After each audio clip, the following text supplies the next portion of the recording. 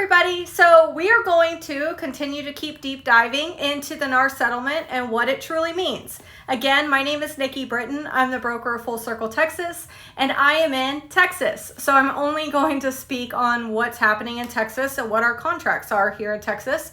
So all of our Texas residents or future residents understand what really truly is going on and not just the hype of social media or the media in general. So in our exclusive right to list, it clearly states how much the listing agent is going to make on that transaction. It also, later on in the contract, states exactly how much we are going to split with the buyer's agent. Now, not every state has this outlined as specifically, neatly, and correctly as Texas does.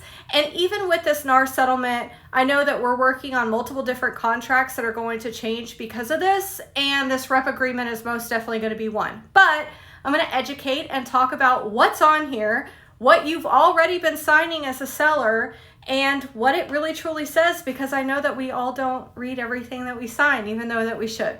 So in the exclusive right to list, in section 5, it's broker's compensation, and it clearly says in section A, when earned and payable, seller will pay the broker blank amount percentage of the sales price. There's also another section underneath it. I'm going to pop this up on the screen just so you guys can see what exactly this says. So whether we want to pay 6%, 7%, 8%. Again, the biggest thing in this entire settlement and in real estate in general that people forget is that commission is always negotiable. It's not set. So you'll see on this sheet, I put 6%. That's what I did on this house. So I'm just using this as an example so you can better understand it. And then if we go down to section 8, I'm going to scroll down on my computer. If we go down to section 8, it says cooperation with other brokers.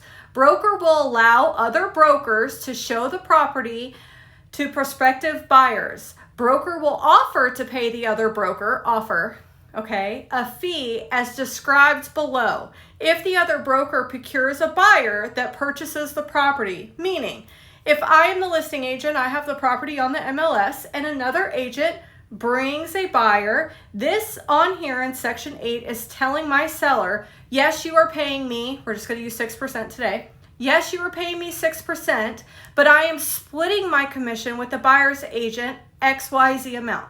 So on here, I put 3%. So I'm taking 3% as the selling agent, and we are offering part of my commission as an incentive to bring the buyer's agent and the buyer to the home.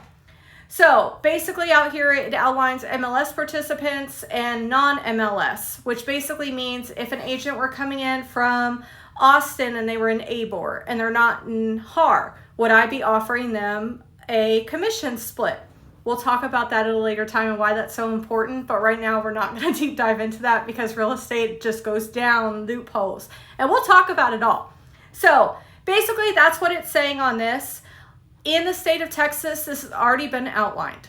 It states on here that the seller is offering to pay me, the listing agent, 6%. I then am choosing to split my commission with the buyer's agent 3% to bring a buyer. Now, one of the things that I think are going to change in the NAR settlement, and one of the biggest confusions out there, is that we as a listing agent or as a seller can no longer pay the buyer's agent, and that's not true. Again, the only change is that we cannot list this compensation anymore after August on the MLS. So someone's going to have to call me, negotiate a contract with me, and what I'm going to pay them. Me personally, this is another deep dive, but I'm just going to say it here.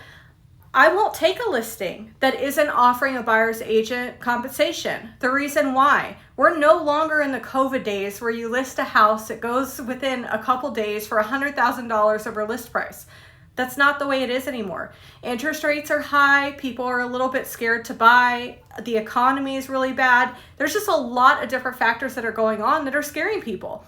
So me as a listing agent, it would be a huge waste of time for me to go in, market a home, pay all the marketing dollars, take photos, do everything, and then say, hey guys, bring a buyer. And by the way, your buyer is going to have to pay you because I'm not going to pay you anything at all. Because of that, me personally, I would never take a listing that isn't offering a buyer's agent compensation, because I wouldn't put that much time, that much energy, and that much money into a listing and say, hey guys, I want you to bring a buyer, but I'm not going to pay you anything at all. In fact, your buyer, who's already scrounging money around to make all the closing costs, all the down payment, I'm not going to pay them.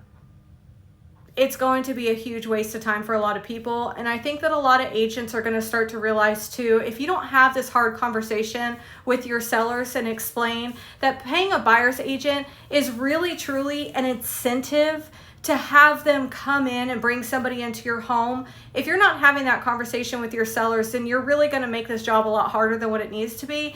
And really, truly, our job as agents is to sell the home as fast as possible for the most amount possible that you could put in your client's pocket. That's the most important thing. So how could you really truly do that? And that's by paying a buyer's agent compensation. If you don't want to, that's fine, but I'm probably not the agent for you. So if you have any questions on this, definitely ask away. We have more that are coming in this series soon.